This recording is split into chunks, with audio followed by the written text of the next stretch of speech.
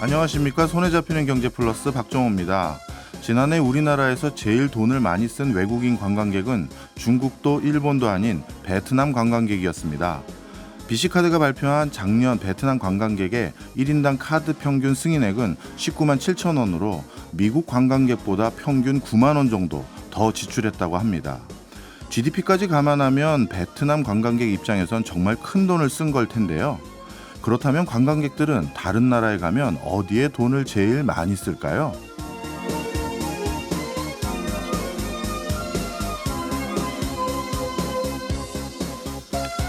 예상하셨겠지만 먹는 데 가장 돈을 많이 쓴다고 합니다. OECD 자료에 따르면 관광객들이 여행 중에 먹거리에 지출하는 비용은 전체 소비 지출 중 17% 정도입니다.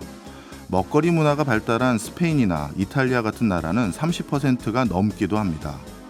그러고 보면 한국 하면 김치, 일본 하면 초밥, 이탈리아 하면 피자처럼 어떤 나라를 기억할 때 해당 국가의 음식을 먼저 떠올리는 경우도 많죠. 그래서 여러 국가들이 자국의 국제 수지와 이미지 개선을 위해서 미식 관광을 주목하고 있는데요. 우리나라도 수출이 어려운 상황에서 그리고 경기 악화로 소상공인 매출이 떨어지고 있는 상황에서 미식 관광에 관심을 보이는 이유는 어쩌면 당연한 수순일 것 같습니다. 5월 4일 목요일 박종호의 손에 잡히는 경제 플러스 광고 듣고 시작합니다. 과학적인 시선으로 세상을 관찰하는 이과식 경제 시간입니다. 오늘도 이독실 과학평론가와 함께합니다. 어서 오세요. 네, 반갑습니다. 예, 오늘은 뭔가 봤더니 비행기네요. 네.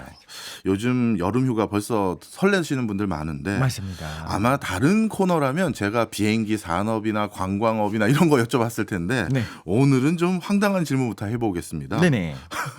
웃지 마세요. 네. 비행기는 어떻게 나나요? 이거 지금 사실 굉장히 어려운 일이기도 합니다. 예. 왜냐하면 현대공학의 어떤 총체 중에 하나가 당연히 비행기가 되지 않겠습니까? 예. 그런데 정확히 비행기가 난다는 사실은 알겠는데 어떻게 나는지는 아직도 여러 가지 의견들이 있어요. 의견들이 있어요? 그렇죠. 주가 되는 것들이 있는 힘이 있는 건 알겠는데 예. 정확하게 어떻게 움직이고 있고 얼마의 힘을 받는가라고 하는 거는 나비에스토크 방정식을 풀어야 되는데 그걸 푸는 거는 사실 난제로 알려져 있습니다. 예. 그래서 지금 과연 그걸 풀 수 있을 것인가까지가 되는데 확실한 건 우리가 원리를 모르더라도 어쨌든 간에 되는 건 있잖아요. 예. 항상 태양이 동쪽에서 뜨는데 왜 뜨는지 몰랐더라도 그냥 뜬다는 사실이 확실한 것처럼 예. 비행기에 나는 것들을 우리가 한번 얘기를 해볼 수가 있을 것 같습니다. 예. 간단하게 한 문장으로 대답을 드릴게요. 날개로 납니다. 그렇겠죠. 그렇죠. 네, 날개가 있는데 어떤 엔진을 쓰느냐와 상관없이 어쨌든 간에 앞으로 전진을 하면요. 예. 날개 위아래에 공기의 흐름이 생겨납니다. 예. 그래서 이 위아래의 흐름의 차이 때문에 두 가지 주요한 힘이 작용을 하는데요. 첫 번째는 뭐냐면 받음각이 있어서 그것 때문에 뉴턴의 작용반작용 법칙으로 위로 뜨게 하는 힘이 하나가 생기고요. 예. 두 번째는 날개가 곡면으로 되어 있잖아요. 예. 이 곡면이 아니면 또 이상하죠. 그래서 베르누이 정리 때문에 나타나는 양력이 두 개의 힘이 조화롭게 있다. 그리고 이 외에도 여러 가지가 있을 수가 있거든요. 예. 근데 유체역학이 가장 어려운 것 중에 하나입니다. 제가 괜한 질문을 했다 싶은 마음이 벌써부터 들긴 하는데 네. 이왕 질문한 거. 네. 근데 그 날개를 자세히 보면요. 그 단면을 보면 약간 비스듬하다고 해야 되나? 맞습니다. 그렇게 돼 있는 것 같더라고요. 네, 완전 고개 비행을 해야 되는 경우, 그래서 예. 뭐 배면 비행을 해야 된다라면 그렇게 돼 있지 않겠지만 우리가 타고 있는 여객기들은 다 살짝 비스듬하게 돼 있어요. 예. 이거는 되게 상상하기가 쉽습니다. 달리는 차에서 이러시면 안 되지만 예. 창밖에 손을 내민 상태에서 손을 살짝 앞부분을 위로 꺾으면 예. 바로 손이 위로 뜨는 것 같은 맞아요. 느낌이 있잖아요. 네. 이것도 베르누이 중리 이런 것들이 아니고요. 당연히 바람이 손바닥을 치고 아래로 반사돼서 내려가니까 이것 때문에 위로 올라가려고 하는 힘이 생깁니다. 작용 예. 반작용이겠죠. 예. 이런 것들을 이제 받음각이라고 부르게 되고 이 각도 살짝 올려놓은 거를요. 예. 그래서 앵글 오브 어택각이 되는데 요것 때문에 이게 첫 번째 힘이라고 할 수 있습니다. 그리고 궁금한 게 지금 계속해서 베르누이 정리 네. 이렇게 말씀해 주셨는데 그건 뭐예요? 이게 유체에서의 어떤 압력 그리고 유체에서의 에너지 보존을 잘 다룬 방지 형식을 얘기를 하는 건데요. 네. 그냥 비행기는 일반적으로 베르누이 정리 때문에 뜬다라고 하면 좀 있어 보이지 않습니까? 그래서 이렇게 생각하긴 하는데 조금 잘못 알려진 부분들도 있어서 하나 말씀을 드리려고 합니다. 일단 날개 형상을 보면요. 공기가 휘어지게 되어 있어요. 당연히. 예. 공기가 뚫고 지나갈 수는 없으니까. 근데 보통은 윗부분은 둥글게 되어 있고 아랫부분은 상대적으로 덜 둥글게 되어 있습니다. 그래서 날개 아래를 지나는 공기보다 위를 지나는 공기가 더 먼 거리를 이동하게 되어 있어요. 아. 그래서 공기 덩어리들이 만약에 앞에서 동시에 요이 땅 하고 출발합니다. 예. 그런데 만약에 뒤에 동시에 도착을 했다고 가정을 해볼게요. 그럼 날개 위쪽을 지나는 공기는 더 빨리 움직여야겠죠. 예. 그래서 이게 지금 말을 들으면 무슨 말인가 할 텐데 되게 간단하게 한번 예시를 들어볼게요. 서울에서 대전, 대구, 부산으로 가는 일직선으로 쭉 가는 기차, 물론 일직선은 아니지만 예. 그런 기차가 하나가 있습니다. 다른 기차는 뭐가 있냐면 강릉을 찍어서 동해선을 타고 부산으로 가는 이렇게 휘어져서 가는 기차, 그 라인 두 개가 있다고 한번 해볼게요. 예. 동시에 서울에서 10시에 출발하는데 동시에 부산에서 5시에 도착을 했다라고 한다면 뭐가 더 빨리 움직인 걸까요? 당연히 강릉 찍고 간 기차. 그렇죠. 더 예. 먼 거리를 가야 되는데 같은 시간이 걸리니까 더 빨리 움직인 거잖아요. 예. 그런데 놀라운 거는 어떤 유체역학적인 원리들이 워낙에 이 안에 들어가 있긴 하지만 예. 심지어 동시가 아니고요. 날개 위쪽의 공기가 더 빨리 흐릅니다. 그래서 강릉을 찍고 간 기차가 더 빨리 도착한다는 겁니다. 아, 그런 원리군요. 그러면 윗부분이 굉장히 공기가 빠르게 움직이잖아요. 예. 베르누이 정리 굉장히 간단합니다. 빠르게 움직이는 유체는 예. 유체라고 하는 건 흐르는 거잖아요. 예. 그렇죠? 빠르게 움직이는 유체는 압력이 낮아지는 겁니다. 음. 다르게 말하자면 날개 위쪽의 압력이 낮아지니까 음압이 생겨서 날개를 말 그대로 석션 빨아들이는 겁니다. 네. 그래서 날개를 위로 빨아들이면서 올라가는 힘이 생기게 되는데요. 중요한 건 뭐냐? 양력은 비행기가 전진해야 어쨌든 간에 앞으로 가야 예. 나오는 힘입니다. 그래서 자연스럽게 사실은 엔진이 어떻게 전진할 수 있는가가 필요한 거고요. 사실 로켓은 위로 밀잖아요. 예. 근데 비행기 엔진은 사실 뒤로 미는 거지 절대 위로 미는 것이 아니다까지는 우리가 알면 좋을 것 같습니다. 예. 나름대로 제가 되게 괜한 질문을 했다 싶었는데 네. 명쾌하게 그래도 조카한테 설명할 수준까지 왔습니다. 오, 제가. 아주 중요합니다. 제가 항상 조카에게 설명하려면 어떻게 해야 되는가를 예. 염두에 두고 준비를 하고 있습니다. 예. 이제 조카한테 뭐라고 할까요? 비행기 어떻게 나는지 삼촌이 알려줄까? 그렇게 해도 될 것 같은데. 네, 좋습니다. 자, 그런데 비행기의 역사를 보면 배는 발전의 역사가 생각보다 굉장히 지리했던 것 같은데 네. 비행기는 최초의 비행기가 나온 지 얼마 안 돼서 굉장히 광속으로 발달한 것 같아요. 네, 바로 이런 부분들은 사실 말 그대로 공학적인 부분만으로 설명하기보다는 어떤 좀 평론가들의 평이 좀 필요한 부분도 있는 것 같습니다. 어떻게 이게 가능했는가 역사학자들도 좀 볼 수가 있고 사실 어떻게 보면 박정희 교수님도 같이 한번 이런 거를 얘기해 보면 좋을 것 같은데 어떤 공학은요 물꼬만 터주면 굉장히 빠르게 발전하는 것들이 있고요. 예. 어떤 공학은 생각보다 발전 속도가 느리기도 합니다. 그래서 이렇게 생각하면 될 것 같습니다. 돌파구가 마련되면 그러면 계단형 발전이 가능해진다. 그래서 전자의 예를 들자면 빠르게 발전하는 거예요. 자동차나 비행기 같은 경우에는 일단 하나가 만들어지고 나니까 정말 빠르게 발전을 하게 되고요. 자동차도 그렇죠, 맞아요. 그렇죠. 일단 뭐 동시다발적으로 예. 최초의 자동차부터 시작해서 막 전기 자동차가 먼저 있었었고 벤츠가 만든 이런 것들이 있었지 않습니까? 예. 그러면서 빠르게 발전하게 되는데 후자의 예, 그러니까 발전 속도가 생각보다 굉장히 느린 것 중에 얘가 핵융합 같은 거일 수 있겠다라는 생각이 듭니다. 예. 궁금하신 분들은 다시 듣기로 한번 들어보시면 좋을 것 같습니다만, 네, 1903년 12월 17일입니다. 이때 라이트 형제의 플라이어 1호가 처음으로 동력 비행에 성공을 하게 됩니다. 이때 가솔린 엔진을 썼고요. 자, 오빌 라이트 동생입니다. 12초 날았어요. 최초의 비행이 12초고요. 예. 36m 갑니다. 예. 그 다음에 이제 형이 윌버가 타게 되는데 1분 동안 59초 동안 이제 바람을 잘 탔다고 해요. 260m를 납니다. 이게 1903년이에요. 예. 1년도 안 됐는데 15분을 날고요. 2년이 지났더니 30분을 날면서 팔자 비행도 하고 선회도 하고 이런 조종들이 가능해집니다. 그리고 하늘을 날고 싶은 욕망은요. 레오나르도 다빈치부터 시작해서 계속 있지 않았겠습니까? 예. 그런데 잘 안 됐었잖아요. 예. 그 이전에 물론 기구도 있었고 뭐 여러 가지 있었습니다. 글라이더도 있었고. 근데 이렇게 동력 비행을 한 다음에 10년밖에 안 지났습니다. 그런데 1차 대전이 터지게 되죠. 그러면서 처음에는 이미 간단한 정찰기로 시작하다가 후반에는요. 1차 대전 후반에는 전투기, 폭격기, 요격기 다 나옵니다. 예. 항속거리 엄청나게 늘어납니다. 예. 저도 보면은 야 이게 말이나 돼? 음. 마치 이미 다 준비가 되어 있었다가 한 명이 물꼬를 딱 트니까 팍 하고 터져 나온 느낌입니다. 1927년이 됩니다. 이제 린드버그가 대서양을 무착륙으로 단독으로 뉴욕 파리 횡단에 성공을 합니다. 이 이전에도 대서양 횡단이 있었는데 뉴욕과 파리를 연결했다라고 하는 것이 좀 중요한 포인트가 있는 거죠. 말 예. 그대로 대륙과 대륙을 연결했으니까요. 불과 20여 년 만이네요. 맞습니다. 야. 이것도 너무 대단하다는 생각이 들기도 하고요. 예. 그리고 2차 세계대전 전후로 제트 엔진이 개발되면서 완전히 현대적인 아. 비행기가 만들어지게 되는데 좀 안타깝죠. 다르게 말하자면 이런 공학 기술의 총체들이 1차 대전, 2차 대전 돈을 퍼부으면서 국력을 위한 이 모든 것들이 있을 때 기술이 발전하는 것들이 좀 속상한 느낌도 있습니다. 말씀을 듣고 보니까 그 비행기가 이제 초음속으로 나는 것들은 전투기를 중심으로 꽤 많은 것 같은데 네, 맞습니다. 정작 저도 비행기 많이 탔던 사람으로서 아쉬웠던 게 왜 여객기는 초음속 여객기가 옛날에 하나 있었던 것 같긴 하네요. 콩코드. 예. 그렇죠. 그 뒤는 왜 여객기엔 적용을 안 할까요? 그러니까 지금은 어떻게 이거를 적용하려고 하는 새로운 세대의 예. 어떤 초음속 여객기를 생각을 하고 있는데 저도 어렸을 때요. 비행기를 정말 워낙 좋아해서 관련된 막 그런 책 같은 걸 보면은 항상 콩코드가 나왔었어요. 그리고 그 우아한 백조 같이 생긴. 예. 그런데 아시겠지만 2003년에 퇴역을 하게 됩니다.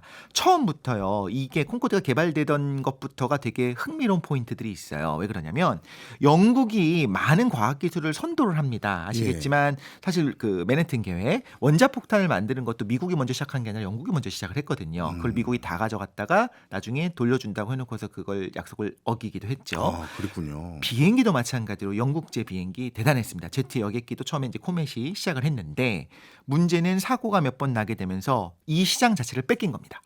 프로펠러 비행기의 시장 예. 그러다가 이제 제트 여객기의 시장이 됐는데 제트 여객기의 시장을 영국이 뺏겼습니다. 예. 이제 영국이 위기를 느끼기 시작하죠. 그렇다면 3세대 동신, LTE 동신 그런 것처럼 예. 세 번째 세대 여객기는 뭐가 될 거냐? 초음속이다. 이젠 초음속이다 해서 여기 기술 개발하면서 선점을 해야겠다라고 생각을 하게 되고 프랑스와 손을 잡고 콩코드를 개발을 하게 됩니다. 예. 실제로 69년 3월에 첫 비행을 하고요. 76년에 전기행 노선에 취항을 하는데 얼마나 빠르냐면요. 예. 83년 1월 1일에 기록한 겁니다. 83년이니까 제가 태어난 지 얼마 안 됐을 때입니다. 런던에서 뉴욕을 가는데 2시간 56분, 3시간 만에 대서양을 넘어가요. 이야. 그런데도 불구하고 굉장히 휘청휘청 어렵습니다. 일단 첫 번째, 예. 실내가 굉장히 좁아요. 음. 지금 이코노미 수준입니다.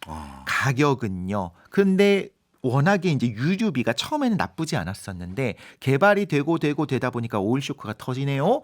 그래서 유류비는 효율이 너무 안 좋습니다. 그러다 보니까 비행기에 그 사람들이 내야 되는 그 돈이 너무 비싸지는 겁니다. 완전 프리미엄의 서비스를 제공함에도 불구하고 가격은 너무 비싸죠. 소음이 가장 큰 문제입니다. 소음이요. 네, 음속을 돌파하는 순간에 나는 그 순간뿐만 아니라 초음속을 날고 있으면 그 소닉붐이 그 계속적으로 두퍼퍼퍼펑 하고 소리가 나게 되거든요. 그래서 처음에는 이게 꿈의 여객기인 줄 알았는데 어떤 일이 벌어지냐면 많은 나라들이 너무 민원이 많이 들어오니까 다 금지시켜 버립니다. 우리 상공위에서는 초음속 하지 마.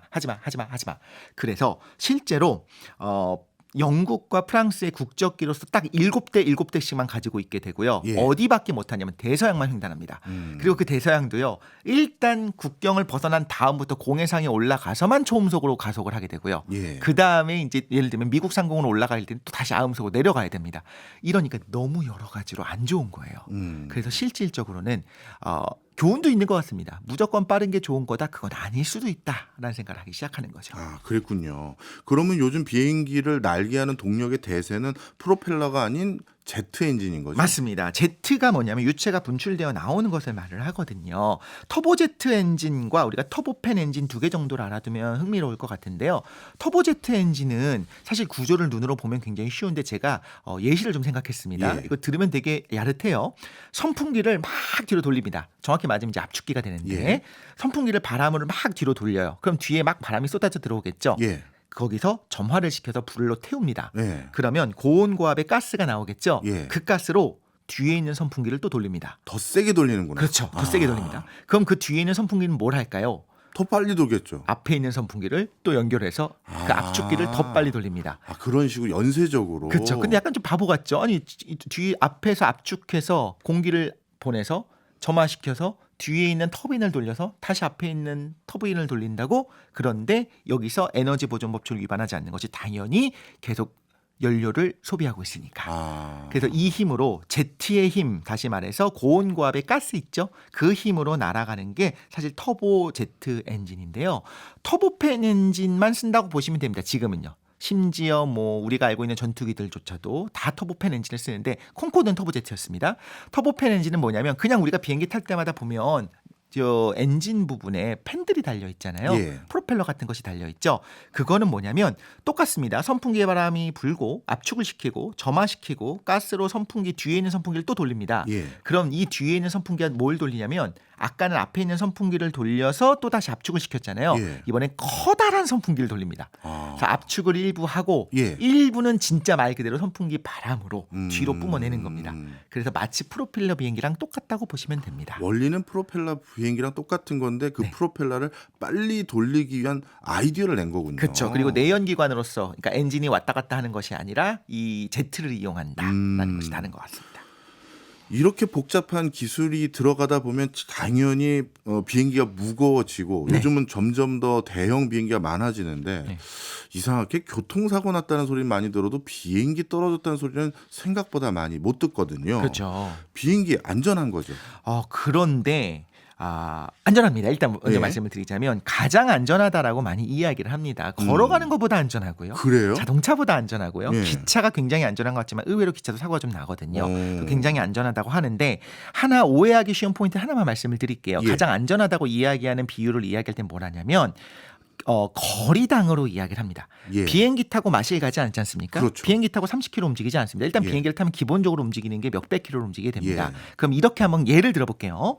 우리가 부산으로 갈 겁니다. 한 500, 400km를 간다고 한번 해볼게요. 비행기 타고 가는 것과 차를 타고 가는 것과 걸어가는 것 중에서 사고의 확률이 제일 높은 거는 누가 봐도 자동차 아니에요? 걸어가는 거죠. 걸어가요? 400km를 걸어가다 보면 넘어질 확률이 높지 않겠습니까? 그럴 수 있겠네요. 그래서 네. 보통 사고의 확률을 얘기할 때 거리당 사고 확률을 얘기할 수도 있고 하나의 여정당을 얘기할 수도 있고 그리고 시간당도 얘기할 수가 있습니다. 비행기가 제일 안전한 건 뭐냐면 거리당이에요. 예. 대서양을 횡단한다, 태평양을 횡단한다 이렇게 엄청난 거리를 움직인다라고 할 때는 예. 굉장히 사실 안전한 건 맞습니다. 당연히 비행기나 배로 가는 것보다 훨씬 짧은 시간에 움직이니까.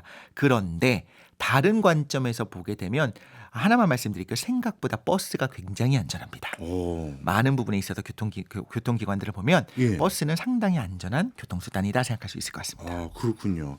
야, 다니는 것보다 비행기가 더 안전하다. 이게 대단한 것 같은데요. 네. 근데 비행기 탈 때 보면 또 한 가지 특이한 점이 있어요. 네. 항상 왼쪽으로 타는 것 같아요. 네, 이게 해상 전통에서 유래됐다는 이야기가 있어요. 저게 그게 맞는 것 같은데 네. 예전엔 배의 방향타 있지 않습니까? 스티어링 모드라고 예. 하는데 그게 오른쪽에 있었어요. 왜냐하면 선원들이 대부분 오른손잡이니까 오른쪽에서 해야 힘을 받지 않습니까? 아, 예. 그래서 노가 오른쪽에 있었다고 보면 될 것 같습니다. 아. 그래서 오른쪽을 뭐라고 부르기 시작했냐면 스티어보드가 있는 쪽 그러다가 이제 발음이 바뀌어서 스타보드라고 부릅니다. 예. 우현을 스타보드라고 불러요. 그럼 자연스럽게 오른쪽에 노가 있잖아요. 키가 있잖아요. 그럼 왼쪽으로 그 항구에 대야 되지 않습니까? 예. 그래서 좌현이 항구 쪽이 되는데 짐을 싣고 내리는 쪽이니까 그쪽을 라보드 혹은 로드보드라고 불렀습니다. 예. 그러다가 헷갈리죠. 스타보드, 로드보드가 라보드가 헷갈리니까 아예 항구니까 포트다라고 부르기 시작하거든요. 자, 그럼 자연스럽게 생각해 볼게요. 타이타닉 같은 영화 생각해 보시면요. 예. 항상 출항하는 장면을 보면 어느 쪽으로 항구에 대고 있냐면 포트 쪽. 다시 말해서 왼쪽으로 되고 있습니다. 예. 그런데 비행기 항구잖아요. 예. 공항구입니다. 예. 그러니까 이런 전통들이 살아있다 보니까 아. 비상시에는 모든 문을 전개해서 탈출하게 되겠지만 기본적으로 보딩을 할 때는 네. 배랑 똑같이 왼쪽 포트 쪽 다시 말해서 왼쪽으로 타는 전통이 있는 거죠. 아, 저는 공학적인 이유인 줄 알았더니 인문학적인 이유가 있었군요. 그렇습니다. 네. 그리고 이것도 궁금합니다. 그 창문을 그러니까 착륙을 할 때 꼭 네. 창문을 열라고 시키더라고요. 네네. 좀 무서운 사람들 같은 경우 오히려 가리고 있어야 마음 편하게 랜딩하지 않나요? 그것도 맞습니다. 응. 그런데 이게 이제 흥미로운 게 사실 마의 구간이라고 해서 예. 이륙할 때와 착륙하는 그 순간에 사고가 제일 많이 일어납니다. 예. 그래서 만에 하나 사고를 항상 생각하는 건데 예. 이 뒤에 등받이를 올리는 것도 빠르게 90초 안에 탈출해야 되니까 무조건 등받이를 올려야 되는 게 첫 번째가 있고요. 예. 창문을 열어놔야 만약에 문제가 생기더라도 바깥의 상황을 파악할 수가 있는 것도 있고요. 두 번째는 야간에는 창문절이 불을 꺼버리거든요. 그것도 뭐냐면 실내가 밝은데 바깥이 어두우니까 만약에 어떤 상황이 되면 위험할 수가 있잖아요. 어둠에 적응하라고 불까지 끄는 겁니다. 아, 그렇군요. 그리고 혹시 세계에서 가장 붐비는 비행기 노선 이거는 어디예요? 사실 지금은 코로나 때문에 조금 달라졌겠습니다만 원래는 언제나 서울과 제주도를 연결하는 그래요? 곳입니다. 야, 이것도 정말 의외였습니다. 오늘도 흥미진진한 얘기 정말 감사합니다. 이독실 과학평론가였습니다. 고맙습니다. 감사합니다. 저희는 광고 듣고 입으로 돌아오겠습니다. 세상 모든 책을 경제적으로 읽어보는 체크리스트 시간입니다. 오늘 책은 김치영 경제뉴스 큐레이터가 소개해드립니다. 어서 오세요. 네, 안녕하세요. 오늘 책 제목이 전 정말 흥미로웠는데요. 네. 베토벤의 가계부입니다. 네. 진짜 베토벤이 가계부 쓴 건 아니죠? 아닙니다. 진짜 썼습니다. 그래요? 네. 그것도 매우 철저하게 썼다고 하는데요. 일단 우리가 베토벤 하면 떠오르는 이미지가 있죠. 굉장히 카리스마 넘치는 그렇죠. 눈빛, 그다음에 사자갈기 같은 이 머리. 백발 네. 뭐 이런 거지 않습니까? 근데 이제 뭐 그 이력을 쭉 보면 청력을 잃고도 음악사에 남는 멋진 곡을 쓴 뭐 거장, 음악의 거장, 악성 뭐 이렇게도 불리는 인물인데 그 이미지와는 또 완전히 다른 면이 존재했다는 것이죠. 진짜로 가계부를 정말 매우 꼼꼼히 작성을 했고요. 점심 반찬값 뭐 이런 사소한 것까지 다 적었고 작곡료 같은 것도 일일이 세세하게 기록을 했다고 합니다. 그래서 오늘 소개할 책 베토벤의 가계부는 이 가계부를 해부한 책은 아니고요. 세계적인 음악가들을 뭐 베토벤은 물론 모차르트, 뭐 멘델스존, 파가니니, 베르디 뭐 이런 인물들을 돈이라는 측면으로 한번 바라본 책이거든요. 우리가 세상을 살다 보면 돈의 굴레에서 자유롭기 힘들잖아요. 돈이 많아서 때로는 적어서 왜 이렇게 돈에 얽매여서 살아야 되나 하고 싶은 때도 참 많은데 이들 거장 음악가 역시 마찬가지였다라는 것이죠. 그리고 이 책을 통해서 보면 그들의 어떤 재정적인 상황이 작품의 어떤 스타일이나 이런 것에도 영향을 미쳤다 이런 것들도 조금 느낄 수가 있습니다. 예. 야, 음악을 또 돈으로 풀어본다니까 흥미롭긴 하는데요. 그럼 뭐부터 살펴봐야 되나요? 베토벤부터 살펴봐야 되나요? 예, 일단 베토벤으로 얘기를 꺼냈으니까요. 베토벤부터 얘기를 하겠습니다. 실제로 베토벤의 유품에 그의 생활을 들여다볼 수 있는 가계부가 남아 있거든요. 스승 하이든과 마신 커피값 6크로이체 뭐 이렇게 적혀 있고요. 초콜릿값 22크로이체 뭐 이런 것들 사소한 것부터 시작해서 베토벤의 최초 교향시인 웰링턴의 승리는 4,000 플로린을 받았다.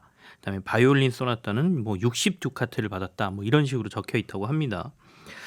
역사에서 우리가 이런 기록들은 굉장히 중요하지 않습니까? 그때 생활상을 가늠하는 지표가 되고 또 물가라든지 이런 것도 파악할 수 있으니까 말이죠. 예.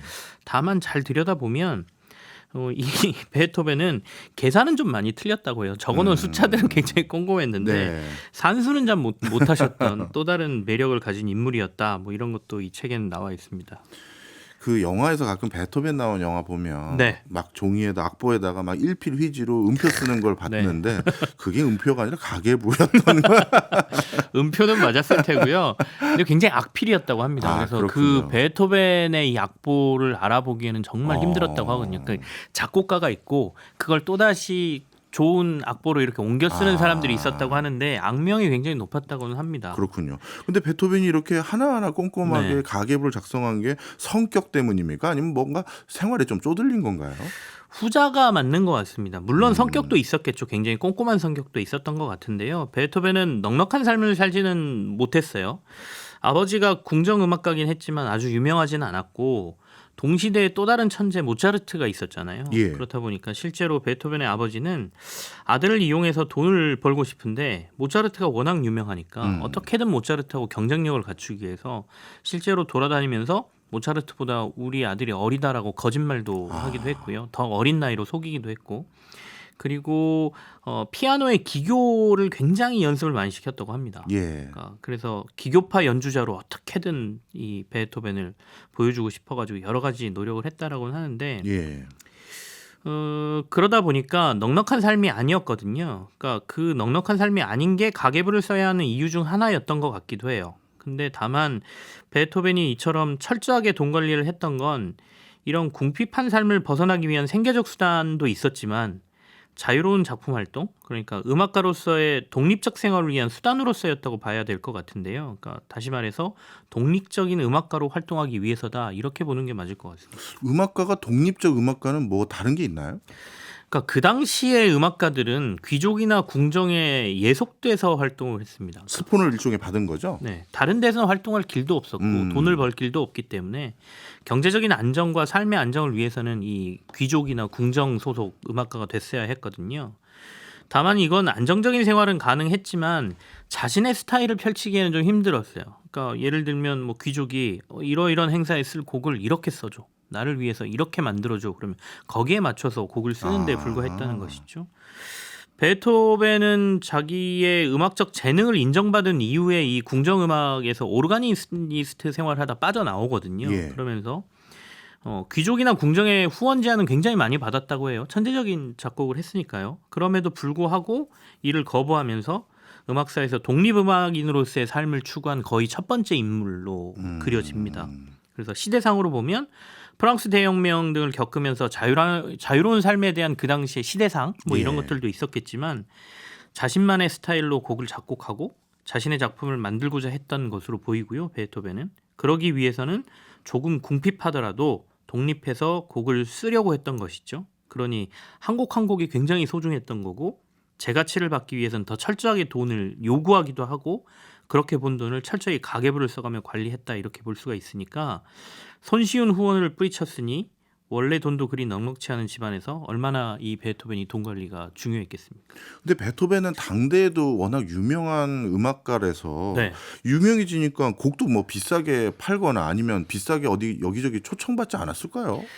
이제 이 가계부를 보면 그런 것들을 우리가 알 수 있잖아요. 그렇겠죠. 그러니까 얼마나 철저하게 관리했고 나중에는 얼마 정도 받았는지가 여기 나오는데 궁정 오르가니스트로 초기에 베토벤이 활동했다라고 말씀드렸으니까 그때 연봉이 100탈러. 그러니까 지금 달러의 전신이 탈러라고 보시면 되거든요. 예. 독일에서 쓰던 탈러는 은화예요. 요 정도를 이제 처음에 받았었는데 나중에 이제 독립음악가로 활동하면서 굉장히 유명해진 다음에 베토벤은 그 아까 이제 이 유럽에는 여러 가지 단위의 화폐를 썼기 때문에 조금 헷갈리실 수가 있는데 영국에서 스마트경이라는 사람이 오라토리오를 의뢰하면서 2100 플로린을 줬다라는 기록이 있거든요. 예. 근데 플로린은 금화입니다. 예. 그러니까 아까는 탈러는 은화잖아요. 은하고. 연봉을 100탈러 받던 게 곡 한 곡을 쓰면서 2100 플로린을 받았으니까 야. 어마어마하게 많이 받은 거죠. 그 뒤에는 또 뭐 귀족 한 사람이 현악 4중주를 써달라고 했을 때 한 곡에 1000 플로린을 받았다 이런 것도 있으니까 굉장히 나중에는 비싸게 받았다는 거죠. 그리고 얼마나 철저하게 자기 곡을 관리했냐면 여러 가지 편지에도 나오는데 러시아 귀족 한 사람이 자신을 위해서 현악 4중주 3곡을 좀 작곡해 달라라고 편지로 이제 의뢰를 하죠. 그러니까 예. 베토벤이 내가 당신이 첼로 연주자인 걸 아는데 첼로 파트를 내가 특별히 유의해서 작곡을 해줄 테니까 곡당 50듀카트를 지금 당장 빈 은행 계좌로 나에게 입금을 해라. 입금이 확인되면 내 작업에 들어가겠다. 이런 편지를 보낸 것도 남아 있고요. 그리고 누군가를 위해서 곡을 써놨는데 내가 오늘 이 곡을 먼저 연주하겠다라는 사람이 있으면 돈을 더 내고 가져가라. 또는 오늘 이 곡을 연주한 값을 따로 지불해라라고 요구하기도 했다고 합니다. 마치 요즘 유명 연예인들이 행사 뛸 때 네네. 그 가격 내고 하고 저희 입금 확인돼야 뭐 시동 겁니다 이런 느낌도 있네요. 그렇죠. 아 정말 재밌는데 그럼 결국 베토벤은 나중에는 금전적으로 편하게 생활했을 것 같은데요? 그렇진 못했던 것 같아요. 돈은 꽤 받았는데 나중에 이제 청력을 잃으면서 건강도 안 좋아졌지 않습니까? 예. 그때서부터 조금 더 궁핍한 생활을 했고요. 주변에서 천재적인 음악가가 왜 이렇게 사냐, 돈 하면서 사냐 이런 얘기도 많이 들었다고 하는데, 근데 또 반면에 다른 면도 있었습니다. 그러니까 돈 없는 시골 마을 같은 곳에서 요청하는 곡들은 돈을 받지 않고 써주기도 했고요. 아하. 많이 번 자신의 돈을 유일한 혈육이었던 조카의 학비와 생활비로 많이 썼다고도 하고요.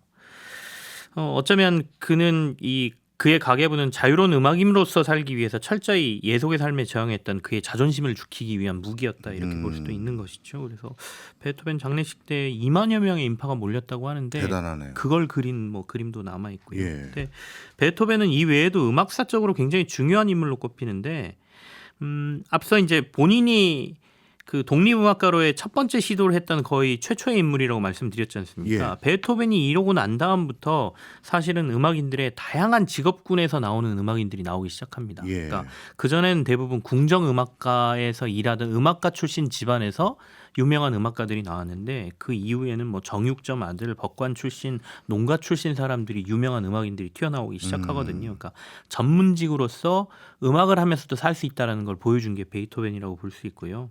그 우리가 아는 음악가 중에 좀 굉장히 독특한 이력을 가진 사람 중에 한 명이 드보르작이거든요. 이 사람이 그래요?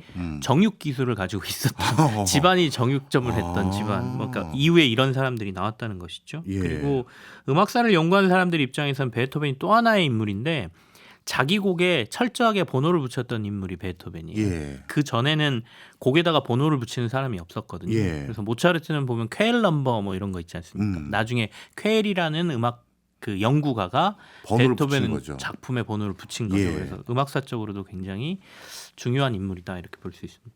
근데 모차르트 곡은 들으면 좀 뭐라고 해야 될까요? 네. 안정감이 있는데 베토벤 곡은 교향곡 들었을 때 기본적인 박자라든가 네. 문법과 좀 다른 것 같아요. 그래서 아까 말씀드린 대로 재정적인 상황이라든지 자기가 살았던 환경이 곡에 녹아 있고 정형화된 걸 좀 파괴하려고 했던 예. 나만의 작품 세계를 하려고 했던 베토벤의 이 곡에서 그게 나타난다고 볼 수 있지 않습니까? 그러니까 삶에 저항하고 불안정한 삶이 녹아 있었기 때문에 이 운명교향곡이라든지 뭐 이런 거 보면 격정적인 것도 맞아요. 나오고 네. 조금 더 화려하고 네. 약간 우울함도 들어 있고 이게 베토벤 곡의 특징이라고 볼 수 있죠. 그렇군요.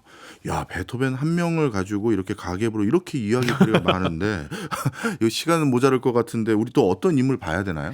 베르디를 오페라. 좀 보고 싶은데 그죠? 오페라의 대가잖아요. 예. 근데 우리가 아는 유명한 오페라는 대부분 베르디 작품이에요. 뭐 아이다, 라트라비아타 뭐 이런 것들이지 않습니까? 근데 이 베르디는 이 오페라를 잘 썼다는 것 외에도 저작권이라는 개념에서 약간 선구적인 인물로 저희가 볼 수 있다. 이 책에 이렇게 나오거든요. 다들 뭐 CEO네요. 요즘이야 저작권 법들이 잘 돼 있어서 창작자들의 권리가 잘 보호해 주지만 과거 시대에는 작곡가보다 극장이나 연기자들 중심으로 시장이 형성돼 있었거든요. 생각해 보면 그럴 수 있겠다라는 생각이 듭니다. 아무리 좋은 곡을 써도 예. 공연을 해줘야 하고 공연장이 없으면 꽝 아닙니까? 그렇죠. 그렇기 때문에 공연을 올리려면 돈이 있는 자본 있는 사람들이 필요했고 또 유명한 가수들이 나 이거 안 부를래 해버리면 또 문제가 생기기 그렇네. 때문에 이 중심으로 갔던 것이죠. 근데 이 상황에 저항했던 인물이 베르디다 이렇게 기록을 하고 있습니다. 근데 베르디라는 이 거장은 초기에는 굉장히 좀 불행한 삶을 살았어요. 곡도 성공을 못했고 두 아이와 부인까지 젊은 나이에 일찍 죽는 비극적인 가족사를 겪게 되는데 예. 아부코라는 작품으로 성공을 거둔 이후에 좀 유명해집니다. 그러면서 자기의 곡의 값어치를 제대로 받기 위해서 작곡료를 계속 올리는 일을 하거든요. 예. 그래서 나부코가 처음에 4천 리라를 받았다고 하는데 1년 뒤 작품은 1만 2천 리라를 받았고 5년 뒤에 군도라는 작품은 2만 리라까지 받았다고 하니까요. 그리고 계약서를 굉장히 철저히 썼는데 19세기 이탈리아에서 최대 음악 출판업자였던 라르코디하고의 계약을 맺을 때 예. 굉장히 까탈스러운 조건을 제시해서 이게 유명한데 오페라 악보에 대한 모든 형태의 편곡에는 1만 2천 리라를 줘야 된다라고 예. 썼고요. 초연에는 4천 리라. 그 후 2년 동안 상영할 때마다 400리라, 3년까지는 300리라, 그 후에 5년은 200리라 이런 식으로 다 일일이 기록을 했고요. 그리고 만약에 작곡자의 허락 없이 오페라를 조금이라도 잘라먹거나 악기 편성을 바꾸면 1,000프랑의 벌금을 물도록 계약서에다 명시를 했다고 하죠. 이거 뭐 요즘 써도 되는 표준계약서 같아요. 그렇습니다. 그러니까 자기 곡에 철저하고도 애착이 많았다 이렇게 볼 수도 있죠. 근데 베르디 이면에는 또 다른 면도 있었다고 합니다. 그러니까 아이다를 처음 예. 올렸을 때 가난한 시골 농부가 이 베르디에게 그 청구서를 하나 보냈다고 하는데요. 아이다를 내가 2번이나 봤는데 예. 아무런 감흥이 없다. 오. 아이다를 보기 위해서 기차 요금 5.9리라를 썼고 극장 표값으로 8리라를 썼으며 식사비로 1리라를 썼으니까 한 회당 15.9리라 2번 봤으니까 31.8리라를 배상해라라는 청구서를 보냈다고 하죠. 예. 그러니까 베르디가 이걸 보고 출판업자에게 바로 돈을 이 액수만큼 돌려줘라. 대신에 자신의 공연을 다시는 보지 않는 조건 하에서 돌려줘라라고 해서 돌려줬다고 하고요. 그래서 자신의 작품에 대한 애정도 많았지만 자신의 작품에 불만을 가질 수 있는 사람들의 권리도 철저하게 인정했던 인물이다라고 얘기를 하고 있습니다. 그렇네요. 돈을 굉장히 많이 벌었다고 해요. 8살까지 살았는데 당시로 705만 리라라는 굉장히 많은 돈을 벌었고 예. 친척과 하인에게 일부를 상속하고 나머지 재산을 전부 자선단체, 병원, 장학단체에 내놓았다고 합니다. 베토벤과 달리 이분은 아주 유복한 환경에서 유복하게 자산을 모은 게 또 역시 저작권의 중요성을 환기시켜주는 것 같아요. 근데 이제 이 베르디는 선구적으로 자기 곡에 대한 값어치, 저작권을 인정받으려고 했던 사람이고요. 실제로 예. 유럽의 저작권법을 만든 인물은 슈트라우스라는 거장인데요. 독일 음악가 조합이라는 것을 1900년대에 설립을 해서 예. 저작권법 운동을 했습니다. 아예 같이. 이야. 그래서 본인이 직접 초안을 작성하면서 이 저작권법을 만들고 정신적 창조물과 그 창조자의 경제적 권리를 주장했던 사람인데 실제로 그 슈트라우스가 쓴 글에 보면 저작물의 이용권 외에 개인적 이해에 따른 작품의 불법 침해, 특히 예술가의 표현 의사의 변경이나 위조에 대해 보호받아야 한다라는 말로 시작을 했다고 하거든요. 그래서 이게 1913년도에 베를린 의회에서 실제로 저작권법 제정을 공식 통과시키게 됩니다. 이야. 아까 저작권 운동을 시작한 지 7년 만에 이 성과를 거뒀으니까 어쩌면 슈트라우스 때문에 지금의 음악가들이 돈을 벌 수 있는 기반이 그렇네요. 만들어졌다 이렇게 볼 수 있는 것이죠. 아, 또 음악사에선 중요한 분이셨군요. 클래식 거장들이 진짜 이렇게 다른 면모로 보인 적이 제가 처음입니다. 네네. 또 어떤 인물을 볼 수 있을까요? 로시니라는 인물은 또 재밌는 이 로시니 역시도 뭐 그 세르비아의 이발사라든지 오페라를 이제 작성한 분인데 이분은 그 앞서도 말씀했지만 공연이 음악가들 위주로 많이 돌아갔다 그랬잖아요. 예. 공연자들 그들보다 작곡가들이 항상 돈을 덜 받았거든요. 예. 그래서 이 돈을 받기 위해서 공연을 할 때 만들어진 카지노 업체에게 예. 돈을 받았던 그러니까 야. 상업적인 부분에 있어서 본인이 그렇게 한 건 아닌데 공연을 하던 공연자가 그렇게 했던 인물로도 기록이 돼 있습니다.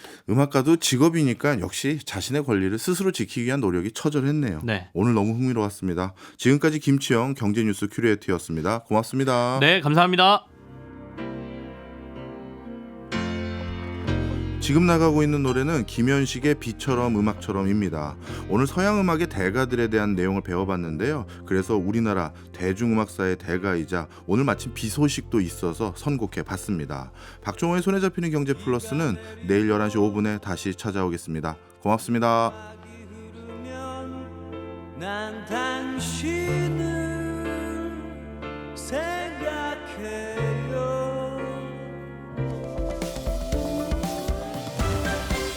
경제 생활의 플러스가 되는 아주 경제적인 시간. 박정우의 손에 잡히는 경제 플러스.